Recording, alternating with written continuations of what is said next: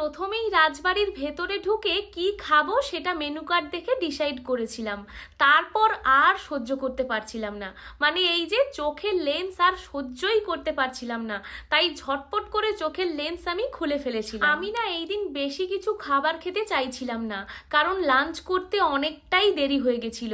তাই শুধু বাসন্তী পোলাও আর mutton কষাটাই try করেছিলাম, যেটা খেতে দারুণ ছিল। তবে আমি কিন্তু খুব তাড়াতাড়ি আরেকবার রাজবাড়িতে যাব ওখানকার বেঙ্গলি থালি ট্রাই করার জন্য। এই যা, আমি তো আগে থেকেই আমার প্ল্যানটা বলে দিলাম, এবার তো দিদি প্ল্যান চুরি করে নেবে, কারণ আমি যা যা করি দিদি তাই তাই করে, মানে আমাকে কপি পেস্ট করায় দিদি একদম এক্সপার্ট। যাকে এরপর খাওয়া দাওয়া কমপ্লিট করে কিছু ফটো তুলেছিলাম।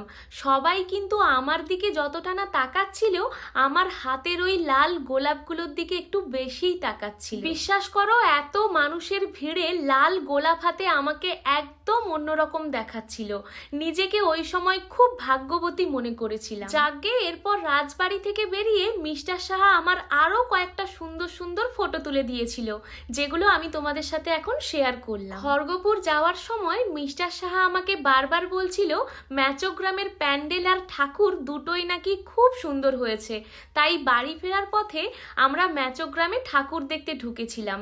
এই যে দেখো, মায়ের প্রতিমাটা সত্যিই খুব সুন্দর ছিল। তোমরা তো জানোই মাকে প্রণাম করার সময় আমি কিছুই চাই না, কারণ মিস্টার সাহার মতো এত ভালো একটা মানুষকে সে আমার জীবনে পাঠিয়েছে। এর থেকে বেশি